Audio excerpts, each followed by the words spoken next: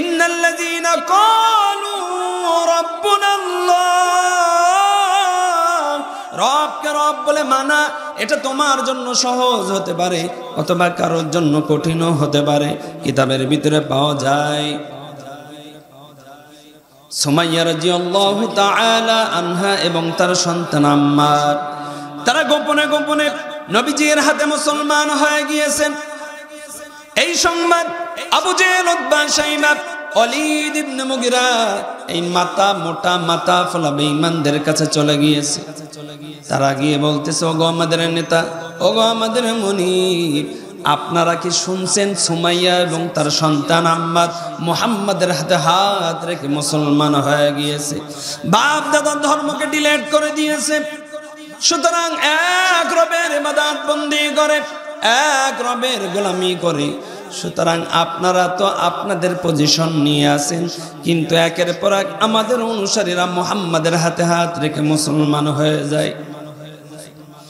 যখনই আবু জেহেল এমন ঘোষণা শুনল, আবু জেহেল সঙ্গে সঙ্গে তার অনুসারীদেরকে বলল, তোমরা শুনে নাও, যেখানে সুমাইয়া এবং তার সন্তান আম্মারকে পাবে আমার কাছে নিয়ে আসবে, আমার দরবারে নিয়ে আসবে। আমি সকলের সামনে সুমাইয়া এবং তার সন্তান আম্মারের আমি বিচার করে ছাড়াবো। আবু জেহেল, উতবা, শাইবা, ওয়ালিদ ইবনে মুগিরা তার অনুসারীরা পাহাড়ের গিরিপথ দিয়ে কোথায় যেন যায়। এই দিক দিয়ে সুমাইয়া এবং সুমাইয়ার সন্তান আম্মার তারাও যেন কোথার থেকে যেন আসতেছে। হঠাৎ করে সামনাসামনি দুইজনের সামনাসামনি যখন দেখা হয়ে যায়, আবু জেহেল সঙ্গে সঙ্গে কয়, হে সুমাইয়া, আমার কানের ভিতরে যে মেসেজ আসছে এই মেসেজটা সত্য না মিথ্যা? সুমাইয়া রাদিয়াল্লাহু তাআলা আনহা বলল, আরে আবু জেহেল, আরে আবুল হিকাম, কোন সংবাদ শুনছিস? আমি তো জানি না। আবু জেহেল সঙ্গে সঙ্গে বলে, সুমাইয়া বাপ দাদার ধর্ম নাকি ডিলিট করে দিয়ে মুহাম্মাদের রবের উপরে ঈমান এনেছিস, এই সংবাদ নাকি সত্য? আমার কানের ভিতরে এই সংবাদ আসছে। সঙ্গে সঙ্গে সুমাইয়া বলে, আরে জালিম, এতদিন পর্যন্ত বামরামের ইবাদত বন্দি করেছে, গোলামি করেছি, পূজা করেছি। যেদিন থেকে যে সময় আমার কানে আমাদের কাছে মেসেজ আসছে এক রবের ইবাদত বন্দি করতে হবে, এক রবের উপরে গোলামি করতে হবে, এবং এক রবের উপরে যদি গোলামি করা যায় আর রব যদি সন্তুষ্ট হয়ে যায়, তাহলে ওই বান্দা ওই বান্দের ঠিকানা তো জান্নাত হয়ে যায়। ও জালিম, শুনে রাখ, আমরা আর বাপ দাদার ধর্মের উপরে থাকতে চাই না, যে কারণে মুহাম্মাদের হাতে হাত রেখে আমরা তো মুসলমান হয়ে গিয়েছি। আবু জেহেল সঙ্গে সঙ্গে কয়, সুমাইয়া, তুই আমার অর্ডারের ভিতরে, আমার ক্ষমতার ভিতরে থেকে আমার ক্ষমতা সম্পর্কে কি তোর কোনো ধারণা নাই? কেন তুই মুহাম্মাদের হাতে হাত রেখে মুসলমান হলি? তুই কি জানিস না আমি আবু জেহেল তোকে কেমন আমি ডিস্টার্ব করতে পারি, কেমন তোকে আমি শাস্তি দিতে পারি? সুমাইয়া রাদিয়াল্লাহু তাআলা আনহা বললেন, আরে জালিম, জীবন চলে যাবে, সম্পদ চলে যাবে, মাল চলে যাবে, কিন্তু কখনো কোনো দিন কোনো অবস্থায় গায়রুল্লাহর কাছে মাথা নত করব না। আবু জেহেলের মেজাজ গরম হয়ে গিয়েছে। এবার আবু জেহেল তার অনুসারীদেরকে বলল, দূরে যাওয়ার কোনো দরকার নাই, সফর বন্ধ করে দাও, মা এবং সন্তানকে নিয়ে এখনই চলে আসো, প্রকাশ্য বিচার হবে। সুমাইয়া রাদিয়াল্লাহু তাআলা আনহা এবং তার সন্তান আম্মারকে নিয়ে আসা হলো। নিয়ে এসে দুইটা খুঁটি বালুকাময় জায়গায় গেড়ে দেওয়া হলো। একটার ভিতরে মাকে বেঁধে রাখা হলো, আরেকটার ভিতরে সন্তান আম্মারকে বাঁধা হলো। এবার আবু জেহেল সুমাইয়াকে বলে, সুমাইয়া, এখনো সময় আছে, ঈমান ছাড়বি কিনা বল। সুমাইয়া এবার বলল, আরে জালিম, মুসলমান জবান থেকে যেটা বলে ওইটাই করে। মুসলমান কখনো কোনো দিন কোনো অবস্থায় বাতিলের কাছে, বামরামের কাছে মাথা নত করতে পারে না। সম্মানিত হাজিরিন, যখন এই কথা বলল, আবু জেহেলের মেজাজ গরম হয়ে গেল। আবু জেহেল সুমাইয়াকে বলল, সুমাইয়া, আমার সম্পর্কে তো তোর নতুন করে ধারণা দেওয়া লাগবে না রে সুমাইয়া, আমি ভালোর ভালো খারাপেরও খারাপ। তুই যদি ইসলাম ধর্ম যদি না ছাড়িস তাহলে এখানে কিন্তু তোরে হত্যা করা হবে। সুমাইয়া যখন কোনো কথা বলে না, তার সন্তান আম্মারকে গিয়ে বলে, আম্মার তোর মা মহিলা মানুষ বোঝে না, সুতরাং তুই তো বুঝমান, এখনো সময় আছে, ইমান ছাড়বি কেনা বল। যদি না ছাড়িস তাহলে কিন্তু তোর উপরে জুলুম নির্যাতনের স্টিম রোলার শুরু হয়ে যাবে। শুধুমাত্র তাই নয়, তোর মায়ের উপরেও কিন্তু শুরু হয়ে যাবে। যখন এই কথা বলল আম্মার, আবু জেহেলের চোখের উপরে চোখ রেখে বলল, আরে জালিম, জান চলে যাবে, মাল চলে যাবে, সম্পদ চলে যাবে, কিন্তু যে রবের উপরে ঈমান নিয়ে আসছি ওই রবের ঈমান থেকে বিন্দু মাত্র আমরা সরব না। জেহেলের আমার মেজাজ খারাপ হয়ে গেল, মনে মনে লজ্জা পাই। সামান্য একজন কর্মী, সে আমাকে ভয় দেখায় এবং তার মাও আমাকে ভয় দেখায়। আবু জেহেল মনে মনে চিন্তা করে, হার্ড লাইনে যাওয়া লাগবে, ভালোভাবে কথা বললে হবে না। এবার আবু জেহেল সুমাইয়ার কাছে গিয়ে বলে, সুমাইয়া এখনো সময় আছে, ঈমান ছাড়বি কিনা বল, ঈমান ছাড়বি কিনা বল। আরে সুমাইয়া, ঈমান ছাড়বি কিনা বল, যদি ঈমান না ছাড়িস তাহলে তোর সন্তানের সামনে তোর কিন্তু শরীর থেকে কাপড় খুলে নেওয়া হবে। সুমাইয়া মাথাটা নত করে দিয়ে রব্বে কারিমকে কেমন যেন বলতেছে, আল্লাহ, ঈমান এনেছি, তোমার উপরে ঈমান এনেছি, জান চলে যাক, সম্পদ চলে যাক, মাল চলে যাক, সন্তান চলে যাক, কোনো অসুবিধা নাই, কিন্তু এমন পরীক্ষা নিবা না রব, মৃত্যুর সময় যেন বেঈমান না হয়ে যেতে হয়। সুমাইয়া মাথাটা নত করে দিয়ে চোখ দিয়ে দরদর করে পানি ফেলে আর মনে মনে চিন্তা করে, সর্বনাশ, আমি মা, আমার সামনে আমার সন্তান আম্মার, আর এই জালিম যদি আমার শরীর থেকে কাপড় যদি খুলে ফেলায় তাহলে কেমনে এই দৃশ্য কেমনে সহ্য করবো রব। সুমাইয়া মাথা নত করে দিয়ে কান্নাকাটি করে। আবু জেহেল আসার পরে বলে, হ্যাঁ সুমাইয়া এখনো সময় আছে, কোনো যখন কথা বলে না। আবু জেহেল চলে গেল আবার সন্তান আম্মারের কাছে, ইয়া আম্মার আতুতরুকুল ঈমান আম নাখলাউ সাওবা উম্মি, হে আম্মার এখনো সময় আছে, ঈমান ছাড়বি কিনা বল। তুই যদি ঈমান না ছাড়িস তাহলে তোর সামনে তোর মায়ের শরীর থেকে কাপড় খুলে দেওয়া হবে, তখন কিন্তু তুই হাজার অনুনয় বিনয় করলেও কিন্তু মাফ করা হবে না রে আম্মার। আম্মার মাথাটা নত করে দিয়ে রব্বে কারিমকে বলে, আল্লাহ, জমিনটাকে তুমি ফাঁকা করে দাও, জমিনটাকে তুমি ফাঁকা করে দাও রব, কেননা জমিনের উপরে যদি আমি থাকি তাহলে আমার সামনে আমার মায়ের শরীরের ভিতরে কাপড় থাকবে না, আমি সন্তান কেমনে এটা সহ্য করব। ওগো রব, জমিনটাকে তুমি ফাঁকা করে দাও।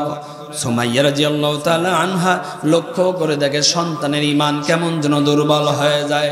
এমত অবস্থায় সুমাইয়া তার সন্তান আম্মারকে ঈমান মজবুত করার জন্য বলে, হে আমার সন্তান আম্মার, ঈমান বজায় রাখার জন্য, অটুট রাখার জন্য যা হওয়ার হবে হয়ে যাক, কোনো চিন্তা করবি না, টেনশন করবি না, জান চলে যাবে, মাল চলে যাবে, সম্পদ চলে যাবে, কিন্তু আম্মার যে রবের উপর ঈমান আনছি ওই রবের উপর থেকে বিন্দু মাত্র আমরা পিছপা হব না, ইস্তেকামত হয়ে রবের উপরে থাকবো। সুতরাং আমরা কোনো দিন কোনো অবস্থায় গায়রুল্লাহর কাছে মাথা নত করব না। যখন এই কথা বলল আবু জেহেলের মেজাজ কেমন যেন খারাপ হয়ে গেল। আবু জেহেল বলল, আর দেরি করা যাবে না, সুমাইয়ার শরীর থেকে কাপড়টা খুলে ফেলানো হোক। সঙ্গে সঙ্গে সুমাইয়ার রাদিয়াল্লাহু তাআলা আনহার শরীর থেকে কাপড়টা খুলে ফেলানো হলো। সন্তান আম্মার মাথাটা নত করে দিয়ে রব্বে কারিমকে বলে, আল্লাহ, ঈমান এনেছি তোমার উপরে, ওগো রব। নবীর হাতে হাত রেখে মুসলমান হয়েছি, তোমার উপর ঈমান এনেছি। ওগো রব, যতই পরীক্ষা হোক না কেন, যতই রকম ঝামেলা হোক না কেন, ও রব, জান চলে যাবে, মাল চলে যাবে, সম্পদ চলে যাবে, এমনকি আমার সামনে আমার মায়ের শরীর থেকে কাপড় খুলে ফেলানো হয়েছে। ওগো রব, এমন পরীক্ষা তুমি আমাদেরকে নিও না যে মৃত্যুর সময় আমরা বেঈমান হয়ে যাই। সম্মানিত হাজিরিন, সুমাইয়া রাদিয়াল্লাহু তাআলা আনহা লক্ষ্য করে দেখি আমার ঈমানটা কেমন যেন দুর্বল হয়ে যায়। কেননা মা সামনে, সন্তানের সামনে মা দাঁড়িয়ে আছে এবং তার শরীর থেকে কেমন যেন কাপড়টা খুলে ফেলানো হয়েছে, লজ্জার কারণে মাথা নত করে আছে। এমন তো অবস্থায় সুমাইয়া আম্মারের দিকে তাকিয়ে বলে, ইয়া আম্মা মা ওয়ালাদতু ওয়ালাদান ইয়াতরুকুল ঈমানা আমামাকা ফি। হে আমার সন্তান আম্মার, খবরদার খবরদার খবরদার, গায়রুল্লাহর কাছে মাথা নত করবি না, বাম রামের কাছে মাথা নত করবি না। ঈমান চলে যায়, ঈমান সব চলে যায় যাক, সব কিছু চলে যায় যাক, ঈমান থেকে যেন বিন্দু মাত্র পিছপা হবি না। হে আম্মা, জীবন চলে যাবে, সম্পদ চলে যাবে, সব কিছু চলে যাবে, কিন্তু খবরদার রবের ঈমান থেকে বিন্দু মাত্র পিছপা হবি না। সম্মানিত হাজিরিন, যখন এই কথা বলল, আবু জেহেলের মেজাজ গরম হয়ে গেল। আবু জেহেল আর দেরি করলো না, আবু জেহেল একটা বর্ষা নিল, সুমাইয়া রাদিয়াল্লাহু তাআলা আনহার লজ্জা স্থানে বিরামহীন একের পর এক আঘাত করা শুরু করে দেয়। কিতাবের ভিতরে লেখে এত পরিমাণ রক্তক্ষরণ হয়েছে লজ্জা স্থান থেকে। রক্ত পড়তে পড়তে বালুকাময় জায়গাগুলো কেমন যেন জমাট বাঁধা হয়ে গিয়েছে। সুমাইয়া রাদিয়াল্লাহু তাআলা আনহা মৃত্যুর আগে তার সন্তানকে ওসিয়াত করে যায়, হে আমার সন্তান আম্মার, জীবন চলে যাক, সব কিছু হয়ে যাক, কিন্তু রবের উপর থেকে ঈমান সরানো যাবে না। একটু জবান খুলে বলেন না আল্লাহু আকবার। সম্মানিত হাজিরিন, এমন ঈমান, এই জন্য আল্লাহ রাব্বুল আলামিন বলেন, ও আমার বান্দা, ও আমার বান্দি, ও আমার গোলাম, তোমার ভিতরে যদি দুইটা গুণ থাকে, প্রথম নাম্বার গুণ ইন্নাল্লাযীনা ক্বালু রাব্বুনাল্লাহ, আমাদের রব কয়জন? আরো জোরে কয়জন? আল্লাহ রাব্বুল আলামিন বলেন, ইন্নাল্লাযীনা ক্বালু রাব্বুনাল্লাহ, ও আমার বান্দা, ও আমার বান্দি, আমি রব, আমাকে রব বলে তুমি মেনে নাও, আমাকে রব বলে যদি তুমি স্বীকার করে নাও, দেখো দেখো দেখো, তুমি রব বলে মেনে নাও কিন্তু সহজ, কিন্তু সুম্মাস্তাকামু, দ্বিতীয় নাম্বার যে গুণ, এই দ্বিতীয় নাম্বার গুণ যখন তোমার ভিতরে বাস্তবায়ন করতে যাবে, তখনই কিন্তু তোমার উপরে হামলা মামলা এমনকি ঝামেলাও শুরু হয়ে যাবে। ইস্তেকামতের সহিত থাকতে হবে। ইস্তেকামতের সহিত যদি তুমি থাকতে পারো, আমি আল্লাহ রাব্বুল আলামিন প্রতিশ্রুতি তোমাদেরকে দিয়ে দিলাম, দুইটা গুণ তোমার ভিতরে পাওয়া যদি যায়, আমি আল্লাহ রাব্বুল আলামিন তোমারও পুরস্কার দান করব। দুইটা গুণ কয়টা? আরো জোরে কয়টা? এই জন্য আল্লাহ রাব্বুল আলামিন বলেন, ও আমার বান্দা, ও আমার বান্দি, ও আমার গোলাম, এই জন্য তোমাদের ভিতরে আমি আল্লাহ রাব্বুল আলামিন আমার হাবিবের মাধ্যমে তোমাদেরকে মেসেজ দিয়ে দিলাম।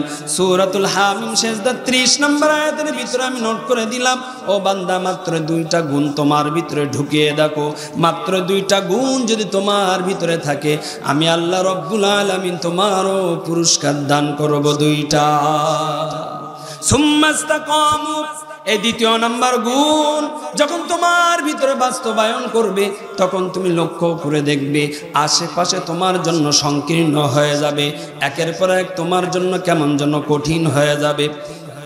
ওমর ফারুক রাদিয়াল্লাহু তাআলা আনহু, তিনি যখন আমিরুল মুমিনিন, উনি রোম পারস্যে আব্দুল্লাহ ইবনে হুযায়ফা রাদিয়াল্লাহু তাআলা আনহু, উনি সহ মোট 17 জন সাহাবীদের একটা জামাত দল পাঠিয়ে দিয়েছে, যাও যাও রোম পারস্যে গিয়ে তোমরা একটু ঈমানের কালিমার কোরআনের দাওয়াত দিয়ে আসো।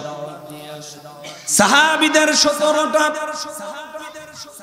একটা জামাত বেঁধে যখন চলে গেল, রোম সম্রাট বাদশাহ হিরাক্লিয়াসের কানের ভিতরে যখন এই মেসেজটা চলে যায়, রাগের ভিতরে ফুলে ওঠে আর মনে মনে বলে, মুসলমান কি জানে না যে আমার এরিয়ার ভিতরে, আমার দেশের ভিতরে এসে ইসলামের দাওয়াত দেওয়া যাবে না, এক রবের তাওহীদের রিসালাতের দাওয়াত দেওয়া যাবে না। তারপরেও মুসলমান যখন শুনে নাই, আমি তোমাদেরকে ঘোষণা করে দিলাম, যেখানে এই মুসলমানদেরকে পাইবে আমার দরবারে ধরে নিয়ে আসবে। আব্দুল্লাহ ইবনে হুযাইফা রাদিয়াল্লাহু তাআলা আনহু এবং তার অনুসারীরা মোট 17 জন ওই রোম সম্রাট পারস্যের ভিতরে যখনই ঢুকে গেল, তারা কেমন যেন বন্দী হয়ে গেল, কয়েদি হয়ে গেল। ওই 17 জনদেরকে ধরে যখন বাদশার সামনে নিয়ে যায়, বাদশাহ বলল, আগে তাদেরকে আটক করা হোক, তারপরে আমি তাদের কাছে আমি একটু জিজ্ঞাসা করব তাদের ইমানের পাওয়ার কেমন, কেমন তারা তাদের রবের উপরে ইস্তেকামাত ভাবে থাকতে, কেমন যেন তারা আঁকড়ে রবকে আঁকড়ে ধরতে পারে, এটা আমি একটু পরীক্ষা করব। আগে তাদেরকে আটকায় রাখা হোক। তাদেরকে ঘরের ভিতরে রাখার পর বাদশাহ যখন ফ্রি হয়ে গেল, ওই 17 জনকে আনা হলো।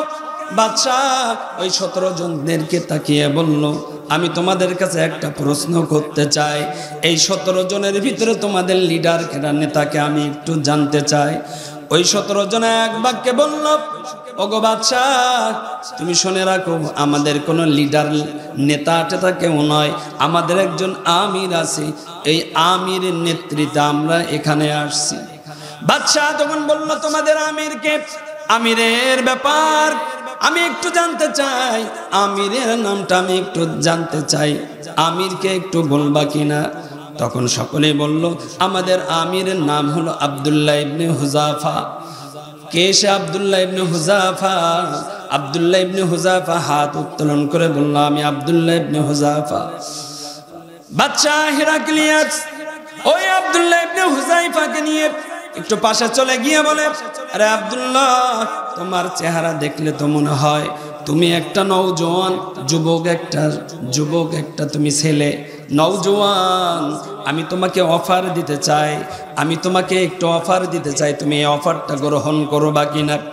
আব্দুল্লাহ ইবনে হুযাফা বলল, কি অফার দিবেন বলেন, কোনো অসুবিধা নাই, কথা বলেন, আমার সাথে কোনো অসুবিধা নাই। বাদশাহ বলল, আব্দুল্লাহ, আমি খ্রিস্টান, তুমি মুসলমান। আরে আব্দুল্লাহ, যদি তুমি ওই মুসলমানের থেকে যদি তুমি চলে আসো আর যদি খ্রিস্টান ধর্ম যদি তুমি গ্রহণ করে নাও, ও আব্দুল্লাহ, আমি এই রোম সম্রাট নিজে, এই যে আমার যত সম্পদ আছে, আমার এই রাজ্যের ভিতরে যত সম্পদ আছে, অর্ধেক সম্পদ আমি তোমার নামে লিখে দিব। তুমি শুধু মুসলমানের জায়গা থেকে একটু খ্রিস্টান হয়ে যাবে।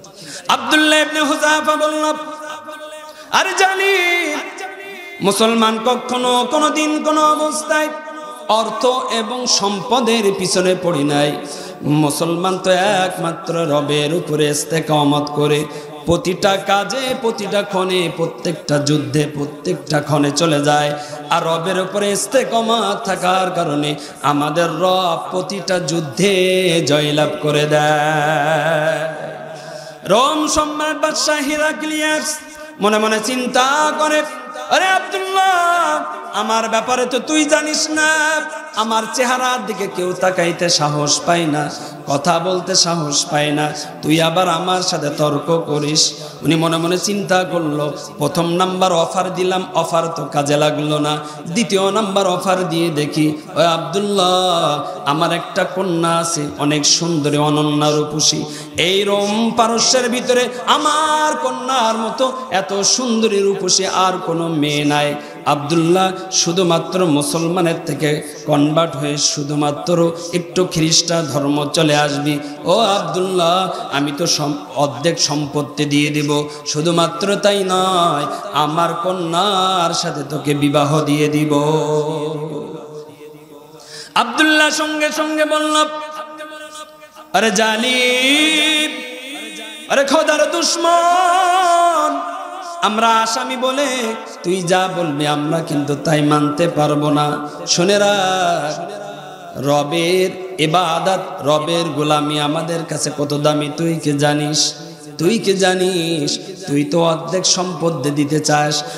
সমগ্র দুনিয়া যদি আমি আব্দুল্লাহ ইবনে হুযায়ফা আমাকে যদি দেওয়া হয়, আর যদি ইসলাম থেকে যদি ফিরে আসার অফার দেওয়া হয়, শুনে রাখ, সমগ্র দুনিয়া দিলেও আমি আব্দুল্লাহ ইসলাম থেকে পিছপা হব না।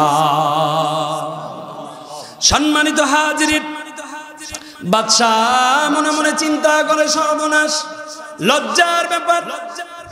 যেখানে আমার অনুসারীরা, আমার এলাকার মানুষেরা, আমার প্রজারা আমার চেহারার দিকে তাকিয়ে কথা বলে না, ভয় পায়, সেই ক্ষেত্রে এমন কথা বলে, হাই রে। বাদশার মেজাজ গরম হয়ে গিয়েছে। বাদশাহ সঙ্গে সঙ্গে বলল, এই যে 17 জন, এই 17 জনদেরকে তোমরা এখানে আটকায় রাখো। এবং ডাক্তারকে ডাক দেওয়া হলো। ডাক্তারদেরকে বলা হলো, হে ডাক্তার, কতদিন পর্যন্ত আটকে রাখলে এদের সকল শক্তি, ক্ষমতা এবং জোশ সব কিছু বন্ধ হয়ে যাবে? ডাক্তার সঙ্গে সঙ্গে বলল, ওহে বাদশাহ নামদার, ওহে বাদশাহ নামদার, মাত্র 21টা দিন আপনি ওই ঘরের ভিতরে রাখেন, দেখবেন তাদের ইমানি শক্তি, ক্ষমতা সব কিছু বন্ধ হয়ে যাবে। তখনই আপনি যখনই অফার দিবেন, এ অফার দিতে দেরি, ইসলাম ধর্ম থেকে তারা খ্রিস্ট ধর্মে আসতে দেরি করবে না। ওই 17 জনকে একটা ঘরের ভিতরে, বাতিবিহীন, আলোবিহীন একটা ঘরের ভিতরে যখনই ঢুকে রাখা হলো, একদিন 2 দিন নয়, 21টা দিন পার হয়ে গেল। বাদশাহ হেরাক্লিয়াস ডাক্তারকে বলল, ডাক্তার এখন একটু চেক করে দেখো না তাদের ইমানের পাওয়ারটা কেমন। ডাক্তার এবার যাওয়ার পর প্রত্যেকের চেক করে দেখার পর বাদশাকে বলল, বাদশাহ এখনো যদি তাদেরকে খাওয়ার না দেওয়া হয় তাহলে আর কেউ বাঁচবে না। কিন্তু এখানে একটা লজিক হলো, ওহে বাদশাহ, মুসলমান কখনো কোনোদিন কোনো অবস্থায় হারাম খায় না, হালাল খায়। এই হালাল খাওয়ার কারণে তাদের ইমান অনেক বৃদ্ধি, ইমানের শক্তি পাওয়ার অনেক বেশি। সুতরাং এই 21টা দিন তো মুসলমান খাই নাই, সুতরাং এখন যে আপনি খাওয়ার দিবেন, খাওয়ারটাও কোনো সাধারণ খাবার দিবেন না। আমরাও দেখতে চাই মুসলমানের ইমানের পাওয়ারটা কেমন, ইস্তেকামত কেমন, আমরাও দেখতে চাই। বাদশাহ বলল, কোনো অসুবিধা নেই, তাহলে কি দেওয়া হবে? কয় 2টা জিনিস দিতে হবে। একটা হলো মদ মিশ্রিত পানি, আর দ্বিতীয় নাম্বার শুকরের ভুনা গোশত আমরা ওই 17 জনের জন্য দিয়ে দিব। তারা ক্ষুধার কারণে ওই সময় আর তাহাকিক করবে না কোনটা শুকরের মাংস আর কোনটা অন্য মাংস। তারা যখনই ওইটা খেয়ে নিবে, ওই বাদশাহ খাওয়ার সাথে সাথে মুসলমানের ঈমান ধ্বংস হয়ে যাবে। সম্মানিত হাজিরিন, বাদশাহ হেরাক্লিয়াস বলল, তাহলে তাই করা হোক। 17 জনের জন্য শুকরের গোশত ভুনা করা হলো। মদ মিশ্রিত পানি যখন 21 দিন পরে ওই ঘরের ভিতরে দেওয়া হলো, বাদশাহ আবার চিন্তা করে দেখলো, যেদিন দেওয়ার পরে যদি তারা না বুঝে খেয়ে ফেলে তাহলে তো মজা হবে না। বাদশাহ বলল, ওহে আব্দুল্লাহ, তোর ঈমান কেমন একটু দেখতে চাই, ইস্তেকামত কেমন একটু দেখতে চাই রে আব্দুল্লাহ। আব্দুল্লাহ 21 দিন পর্যন্ত তো কোনোদিন খাওয়া দাওয়া করিস নাই, কেউ খাওয়া দাওয়া করিস নাই। এখন তোদের জন্য পানির ব্যবস্থা করা হলো, তোদের জন্য ভুনা গোশের ব্যবস্থা করা হলো। কিন্তু আব্দুল্লাহ, এই পানিটা হলো মদ মিশ্রিত পানি, আর দ্বিতীয় নম্বরে এই খাদ্যটা দেওয়া হয়েছে, এই শুকরের গোশত ভুনা করে তোদেরকে দেওয়া হয়েছে, এখনই খেয়ে নে। আব্দুল্লাহ ইবনে হুযাফা সঙ্গে সঙ্গে বলে, আল্লাহ তাআলার কসম খেয়ে বলি, ওরে জালিম, মুসলমান মরতে রাজি, মুসলমান দুনিয়া থেকে বিদায় নিতে রাজি, কিন্তু মুসলমান মৃত্যুর আগে রবের সাথে কখনো গাদ্দারি করতে পারে না। মুসলমান ওই 17 জন কেউ খায় নাই।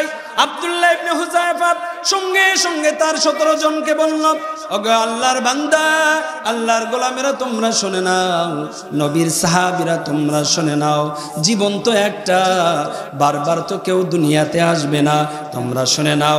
এখন সামান্য খাওয়ার কারণে হয়তোবা আমরা জীবিত হতে পারি, সামান্য খাওয়ার কারণে শরীরের ভিতরে একটু শক্তি ক্ষমতা আসতে পারে, কিন্তু মৃত্যুর আগে আমরা রবের সাথে গাদ্দারি করতে পারি না। যখন এই কথা বলল, বাদশাহ মনে মনে চিন্তা করলো, সর্বনাশ, প্রথম নাম্বার আমি অফার দিলাম, সমস্ত সম্পদের থেকে অর্ধেক সম্পদ তাকে দিয়ে দেওয়া হবে, কিন্তু অফার নিল না। মুসলমানের ইমান তো বড় মজবুত, কঠিন ইমান, শক্ত ইমান। দ্বিতীয় নাম্বার অফার দিলাম, আমার কন্যার সাথে তাকে বিবাহ দিব, এই অফারও গ্রহণ করলো না। তৃতীয় নাম্বার পরীক্ষা নিলাম, 21 দিন লাগাতার না খেয়ে থাকার পর শুকরের মাংস খাইল না, পানিও খাইল না। তাহলে বোঝা হয়ে গেল এই মুসলমান আমার কাছে কাবু হবে না।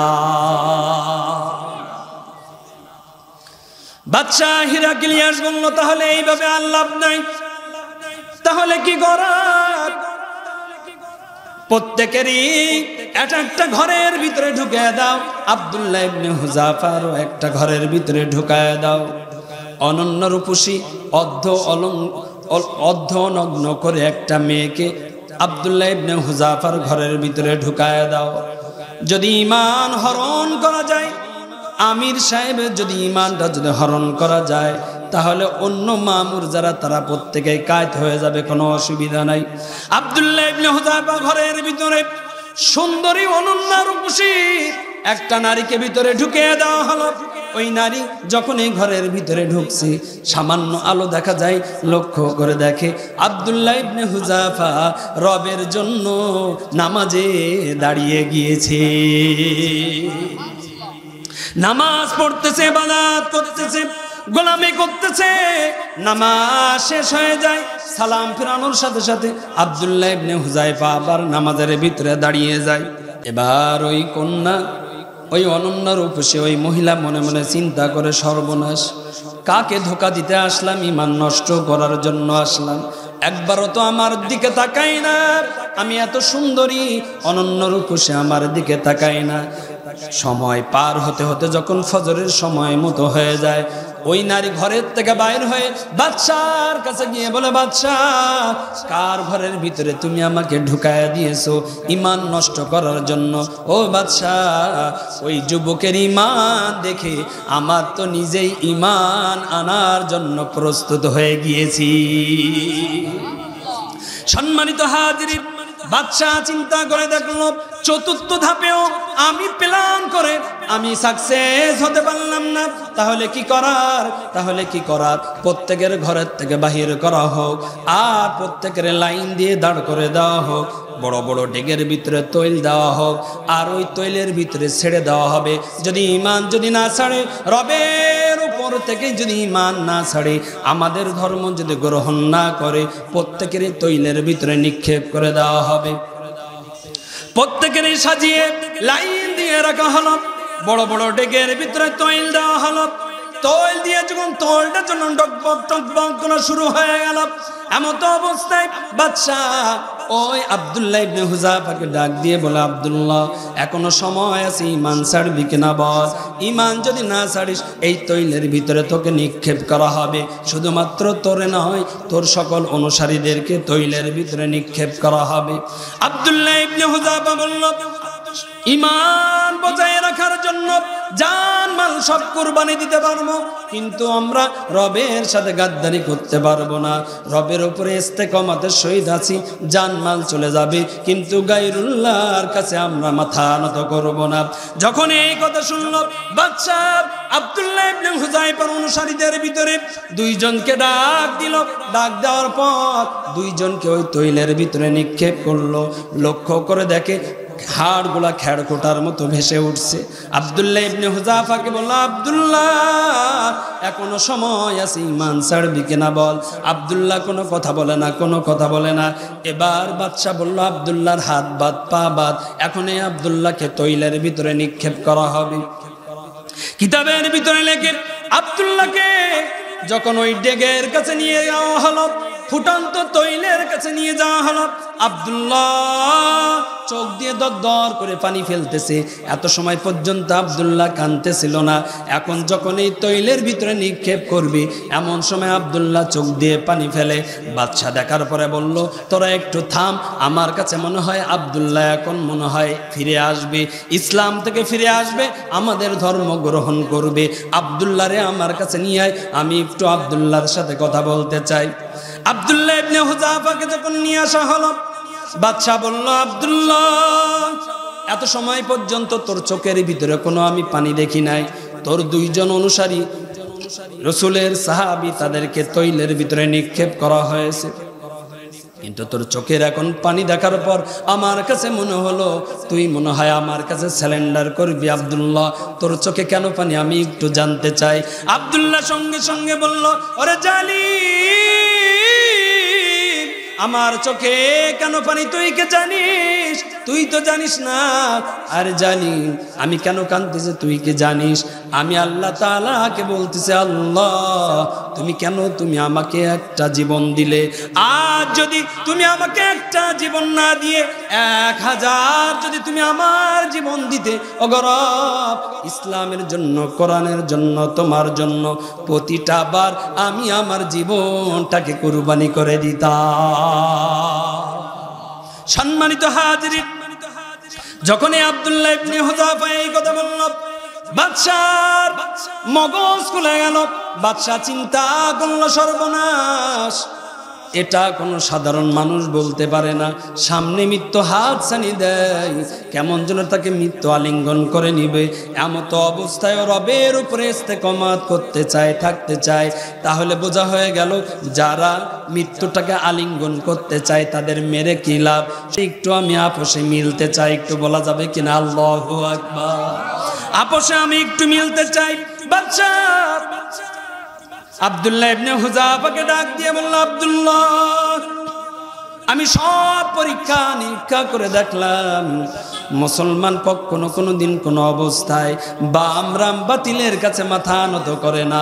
আমি পরীক্ষা নিয়ে আমি উপলব্ধি করতে পারলাম রে আব্দুল্লাহ। আব্দুল্লাহ, আমি তোর কাছে একটা অফার দিতে চাই। তোর ঈমান দেখে, তোর ঈমানের ইস্তেকামত দেখে, ঈমানের পাওয়ার দেখে আমি তোর কাছে মাথা নত করে দিলাম। আরে আব্দুল্লাহ, আমার একটা শর্ত আছে আব্দুল্লাহ, তুই তোর সকল অনুসারীদেরকে আমি ছেড়ে দিব আব্দুল্লাহ। সে শর্তটা কি, তুই কি একটু শুনবি কিনা? আব্দুল্লাহ ইবনে হুযাফা বলল, কি শর্ত বল, কোনো অসুবিধা নাই। বলল যে এই যে তোর যে কপাল, তোর কপালে আমি একটু চুমু দিব, এটা কি হবে কিনা বল। ও আব্দুল্লাহ, আমার কপালে তুই একটু চুমু দিবি। ওই তোর ঠোঁট দিয়ে যদি আমার কপালে যদি একটা চুমু দিতে পারিস রে আব্দুল্লাহ, তোর সকল অনুসারীদেরকে আমি এই জেলখানা থেকে, কয়েদ থেকে আমি মুক্তি দিয়ে দিব।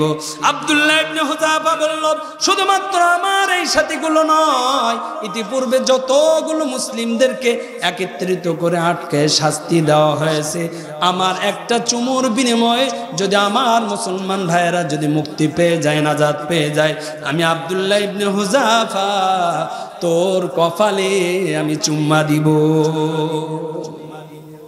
সম্মানিত হাজিরিন, বাদশা হিরাক্লিয়াস বলল, আব্দুল্লাহ, কোনো অসুবিধা নাই, কেননা তোর ঈমানের কাছে আমি ধরা, এক চুমুর কারণে আমি সকল মুসলমানদেরকে খালাস করে দিব, মুক্ত করে দিব। আব্দুল্লাহ, কোনো অসুবিধা নেই। এবার আব্দুল্লাহ ইবনে হুযাফা বাদশার নিকটে গেল, যাওয়ার পর ডাইরেক্ট চুমু খাই নাই। কেমন হিকমত, কেমন কৌশল! চুমু খাইলো তো খাইলো, কেমন খাইলো?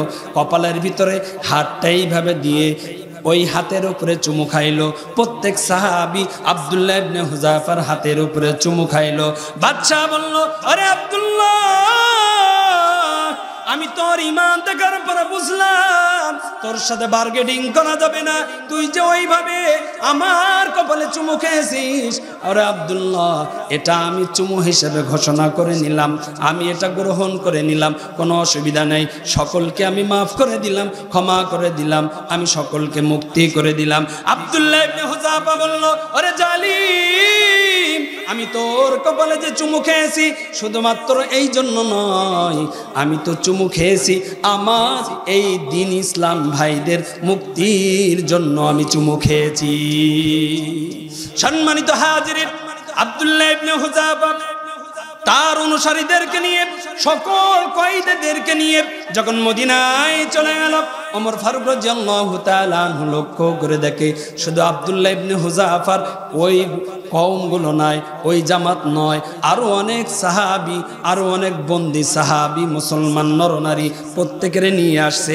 আব্দুল্লাহ ইবনে হুযাফাকে ওমর ফারুক রাদিয়াল্লাহু তাআলা আনহু বলল, ও আব্দুল্লাহ, কিসে কি আমি একটু জানতে চাই।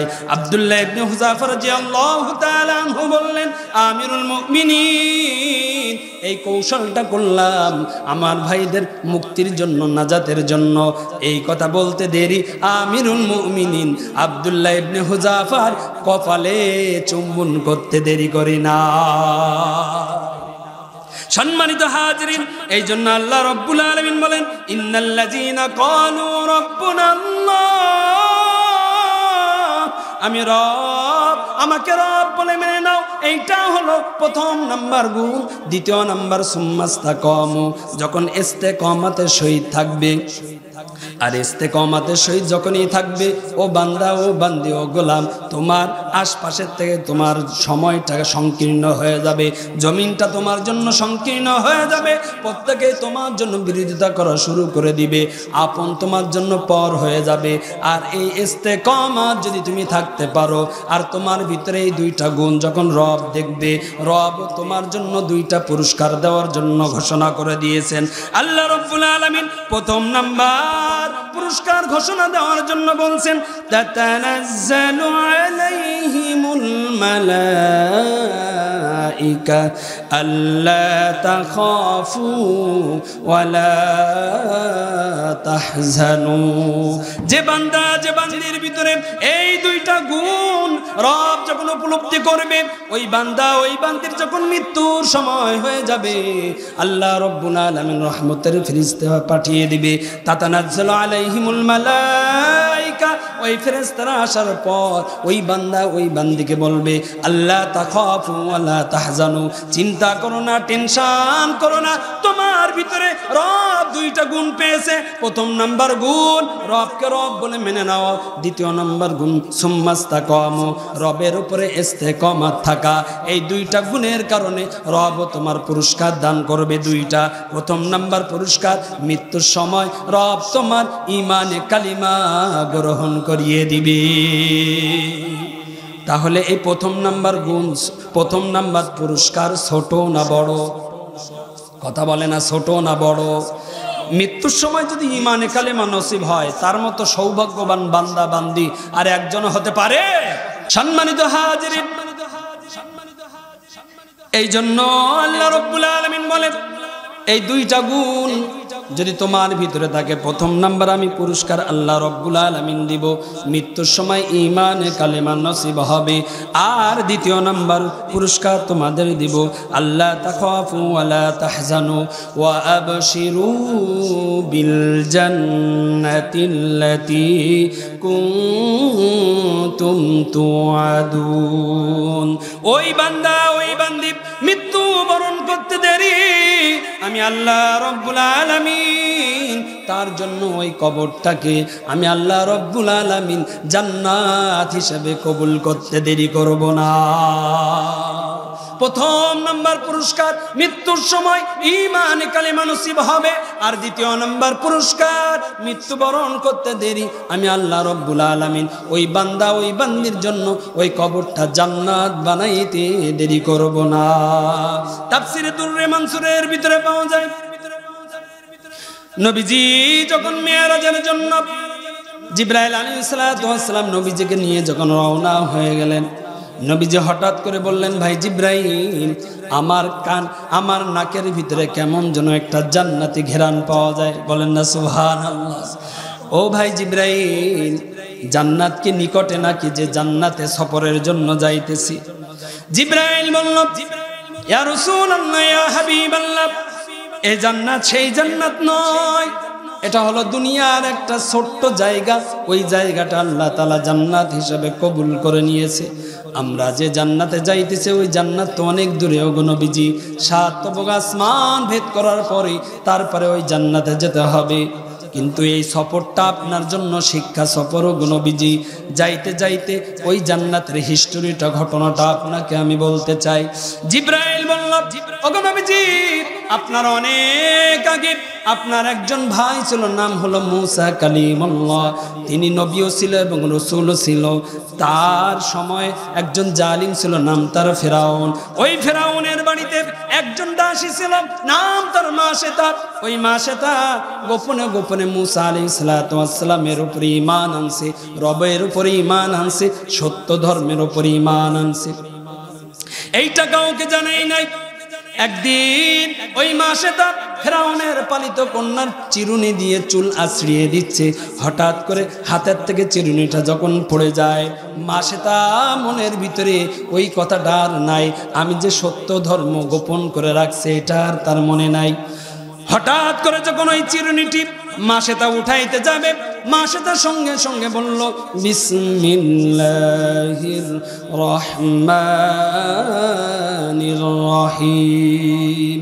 মাশেতা যখন এই বিসমিল্লাহ বলল, ফেরাউনের পালিত কন্যা সঙ্গে সঙ্গে বলল, আরে মাশেতা, কি ব্যাপার?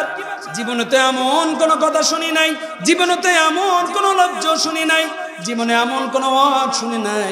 মাশেতা কার প্রশংসা করলে আমি একটু জানতে চাই। মাশেতা জীবের ভিতরে কামড় দিয়ে বলে, আরে সত্য যখন আজকে উন্মোচন হয়ে গিয়েছে, তাহলে আর আমি সত্য গোপন করতে চাই না, আমি সত্যটা আজকে প্রকাশ করতে চাই, প্রকাশ করতে চাই। মাশেতা বলল, তুমি শুনে নাও, তোমার বাবা যে খোদা দাবি করে, খোদাই দাবি করে, তুমি শুনে রাখো, আমি এমন একজন রবের আমি প্রশংসা করেছি, আমি এমন একজন রবের নাম নিয়েছি যিনি আমার রব, তোমার রব, 7 এবং আসমান জমিনের রব। শুধুমাত্র তাই নয়, তোমার বাবার মতন জালিম, ওই জালিমের রব হলো আল্লাহ। যখন এই কথা বলল, ফেরাউনের পালিত কন্যা দৌড়ে চলে গেল। যাওয়ার পর লক্ষ্য করে দেখে ফেরাউন হামানদেরকে নিয়ে, তার অনুসারীদেরকে নিয়ে মিটিং করতেছে, কেমনে কিভাবে কি করা যায়। এমত অবস্থায় ফেরাউনের পালিত কন্যা বলল, ওগো বাবা, এইদিকে সব কিছু ধ্বংস হয়ে যায়, তুমি মিটিং নিয়ে ব্যস্ত আছো, তুমি তোমার দল নিয়ে ব্যস্ত আছো, কিন্তু ঘরের ভিতরে শত্রু ঢুকছে, তুমি তো জানো না। ফেরাউন হঠাৎ করে চিন্তা করে দেখি, আমার মেয়ে তো কন্যা কোনোদিন এমন কথা বলে না, আজ কেন এমন কথা বলল রে। ফেরাউন সকলকে আউট করে দিয়ে মেয়েকে ডাক দিয়ে বলে, মা কি হয়েছে বল, কোনো অসুবিধা নাই। ফেরাউনের পালিত কন্যা বলল, ও বাবা, তুমি কি জানো আমি তোমার কাছে এমন একটা প্রশ্ন করব, মনে হয় আর কেউ তোমার কাছে এমন কোনো প্রশ্ন করি নাই। সেই প্রশ্নটা হলো, বাবা আমার রবকে আমি তোমার কাছে জানতে চাই। এটা জবান খুলে বলা যাবে কি? আল্লাহু আকবার। এদিকে তো ফেরাউন সে একের পর এক স্লোগান দিয়েছে, মাইকিং করছে এবং এমনকি প্রতিষ্ঠিতও করে রাখছে যে রব আমি, খোদা আমি সব কিছু। কিন্তু ফেরাউনের মেয়ে এখন ফেরাউনকে বলতেছে, বাবা আমার রবকে, আমার রবের পরিচয়টা তুমি একটু দাও। এটা জবান খুলে বলেন না আল্লাহু আকবার। সম্মানিত হাজিরিন, যখন এই কথা বলল, ফেরাউন বলল, ওগো মা, কেন আমি তো তোর বাবা এবং তোর খোদা, তোর আবার নতুন করে মাথার ভিতরে কে অ্যান্টিবায়োটিক দিল রে? এবার ফেরাউনের পালিত কন্যা বলল, ও বাবা, এই কথাটা হলো আমার না, আমাদের বাড়িতে কাজের মেয়ে যে মাশেতা, ওই মাশেতা আমাকে বলল যে আমি এমন একজন রবের ইবাদত বন্দি করি, এমন একজন রবের আমি গোলামি করি যিনি আমার রব, তার রব আসমান জমিনের রব। শুধুমাত্র তাই নয়, তোমার মতন জালিমের রব নাকি আল্লাহ। যখন এই কথা শুনল, ফেরাউন মাশেতাকে ধরে নিয়ে আসলো ঘরের ভিতরে, পার্সোনাল মাশেতাকে বলল, আরে মাশেতা, ঘরের ভিতরে যদি শত্রু যদি তৈরি হয়ে যায় তাহলে বাইরে আর খোদা বলে কে মানবে? ও মাশেতা, যা লাগবে সব তোকে আমি দিয়ে দিব মাশেতা, কিন্তু তুই এই কথা আর বলবি না, বল। মাশেতা সঙ্গে সঙ্গে বলে, আরে জালিম, যেদিন থেকে ইসলাম ধর্ম গ্রহণ করেছি, রবের উপরে যেদিন থেকে ইস্তেকামত করেছি, ও জালিম আমার এত মজা, এত ভালো লেগেছে, কেমন যেন পুরা দুনিয়ার রাজত্ব আমি নিজেই হয়ে গিয়েছি। সম্মানিত হাজিরিন, ফেরাউন বলল মাশিতা এখনো সময় আছে, কাউকে বলবি না, যদি বলিস তাহলে কিন্তু খবর আছে। ফেরাউনের একটা চামচা আছে হামান। হামান আসার পরে বলে, ও খোদা, ও হুদা, টেনশন করেন না, চিন্তা করেন না, মাসে তার 5টি সন্তান আছে, ওই 5টি সন্তানকে যদি কষ্ট দেওয়া হয় মায়ের সামনে, মা অটোমেটিক ইমান শেষ করে আপনাকে খোদা বলে ডেকে নিবি। দুর্বল জায়গায় যদি আঘাত করা হয় মহিলা মানুষ অটোমেটিক, তাহলে ওই ইমানের ভূত মাথার থেকে চলে যাবে। বন্ধু টেনশন করো না। তাহলে কি করার? আমি যতটুকু জানলাম এবং বুঝলাম, এই মাসে তার 5টি সন্তান আছে, আর এই 5টি সন্তানকে যদি তার মায়ের সামনে যদি জুলুম নির্যাতন করা হয়, একের পর এক যদি টর্চার করা হয়, অটোমেটিক মাসে তার রবের জায়গা থেকে চলে আসবে। ফেরাউন বলল, ঠিক তাড়াতাড়ি করো, কোনো অসুবিধা নাই। মাসে তার হাতের ভিতরে, পায়ের ভিতরে, তক্তার ভিতরে প্রেক মানে মাসে তাকে রাখা হলো, আর মাসে তার বড় সন্তানকে আনা হলো। আনার পর মাসে তাকে বলতেছে, মাসে তা এখনো সময় আছে, ইমান ছাড়বি কিনা বল। মাসে তা আসমানের দিকে একবার তাকায়, জমিনের দিকে একবার তাকায়, চোখ দিয়ে দর দর করে পানি ফেলে আর বলে, আল্লাহ, ইচ্ছা করলেই আমি আমার এই ধর্ম, আমি আমার এই স্লোগান আমি গোপন রাখতে পারতাম, কিন্তু রব, হক কখনো গোপন থাকে না, আমি গোপন রাখতে পছন্দ করি নাই। ও রব, তুমি আমাকে এমন কোনো পরীক্ষা নিও না গো রব, যে পরীক্ষার কারণে আমি মাসে আমি তোমার কাছে ছোট হয়ে যাই। মাসে মাথার মতো করে আছে। ফেরাউন বলে, মাসে এখনো সময় আছে, ইমান ছাড়বি কিনা বল। মাসে যখন কোনো কথা বলে না, বড় সন্তানকে তৈলের ভিতরে, ফুটন্ত তৈলের ভিতরে নিক্ষেপ করে দেয়। কিতাবের ভিতরে তাফসীরে দুররে মানসুরের ভিতরে লেখে, ফেলতে দেরি, এত পরিমাণ তাপ, হাড়গুলো খেড়খুটার মতো ভেসে উঠছে, আর কেমন যেন গোশত, মাংস, রক্ত সবগুলো আলাদা হয়ে গিয়েছে, ওই তৈলের সাথে সব মিশে গিয়েছে। মাসে তার বড় সন্তানের দিকে তাকায় আর চোখ দিয়ে পানি ফেলে, কোনো কথা বলে না। ফেরাউন মাসে তার দিকে তাকায়, দেখে মাসে তার ইমান থেকে বিন্দু মাত্র কোনো নড়াচড়া নাই। এইদিকে ফেরাউন চিন্তা করতেছে, সর্বনাশ, এখনো পর্যন্ত সে তার ইমান থেকে পিছপা হয় না। ফেরাউন হামানকে বলল, ও বন্ধু, কি ব্যাপার, তোমার অ্যান্টিবায়োটিকে তো কোনো কাজ হইতেছে না রে। ও বন্ধু, বন্ধু কোনো চিন্তা করো না, দ্বিতীয় সন্তানকে আনা হোক। দ্বিতীয় সন্তানকে আনলো এবং তৈলের ভিতরে নিক্ষেপ করলো। অনেক বড় ঘটনা। আমি আপনাদেরকে মূল মেসেজটা দিতে চাই, আমি সংক্ষিপ্ত করে আপনাদেরকে মূল মেসেজটা দিতে চাই। দ্বিতীয় সন্তানকে যখন তৈলের ভিতরে নিক্ষেপ করলো, মাসে ওই সন্তানের দিকে তাকিয়ে দেখে ওই ফুটন্ত তৈলের ভিতরে ছটপট ছটপট করে হাড়গুলা কেমন যেন রক্ত মাংস থেকে আলাদা হয়ে গিয়েছে। আস্তে আস্তে সব কিছু কেমন যেন নিঃশেষ হয়ে গেল। মাসে চোখ দিয়ে দর দর করে পানি ফেলে আর চিন্তা করে, আল্লাহ, তুমি এমন পরীক্ষা আমার দ্বারা নিবে না যে পরীক্ষায় আমি মাসে উত্তীর্ণ হতে পারি না। ফেরাউন মাসে তার দিকে তাকিয়ে আছে, লক্ষ্য করে দেখে মাসে তার কোনো পরিবর্তন নাই। ফেরাউন বড় চিন্তায় পড়ে গেল, টেনশনে পড়ে গেল। আরেকটা সন্তান নিয়ে আসলো। এইভাবে 4টা সন্তানকে যখন তৈলের ভিতরে নিক্ষেপ করছে, যখন কোনো কাজ হলো না, ফেরাউন তার বন্ধু হামানকে ডাক দিয়ে বলে, ওগো বন্ধু, এই পর্যন্ত আমার এই পজিশনে আসার ক্ষেত্রে তোমার যত অবদান, ও বন্ধু, প্রত্যেকটা কথায় প্রত্যেকটা কাজে সাকসেস হয়েছি। ও বন্ধু, আজকে যে তুমি পরামর্শ দিলা, আজকে যে তুমি অ্যান্টিবায়োটিক দিলা, এই অ্যান্টিবায়োটিকে মাসে তার কোনো কাজ করি না। ওগো বন্ধু, তাহলে কে আমি মনিব হয়ে, আমি খোদা হয়ে সামান্য একটা কাজের মহিলা বাড়ির কাজরানী চাকরানির কাছে কি আমি মাথা নত করব? আমি কি ছোট হয়ে যাব?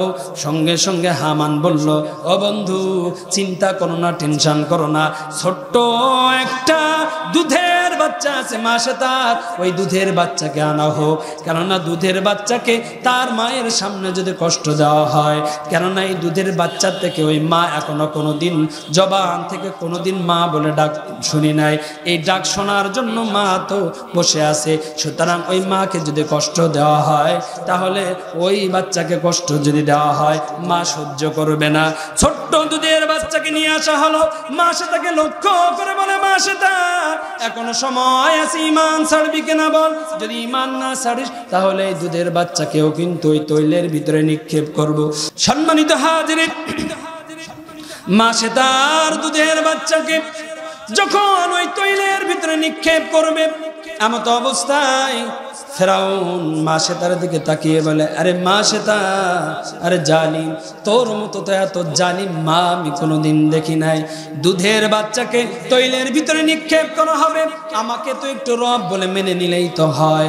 কেন তুই তোর কারণে তোর সন্তানদেরকে দুধের ভিতরে নিক্ষেপ, ওই তৈলের ভিতরে কেন নিক্ষেপ করা হয়? সম্মানিত হাজিরিন, তাফসিরে দুররে মানসুরের ভিতরে লিখে, মা সে তার ঈমানটা কসুর পাতার পানির মতো টলমল টলমল শুরু করে দিয়েছে। কেননা একটা দুইটা নয়, 4টা সন্তানকে ওই তৈলের ভিতরে নিক্ষেপ করা হয়েছে।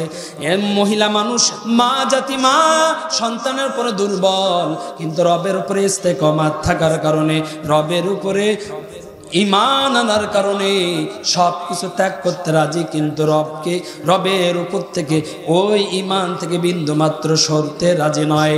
এই সময় মা সে তার চোখ দিয়ে দর করে পানি ফেলে, কেমন যেন ঈমানটা দুর্বল হয়ে যায়।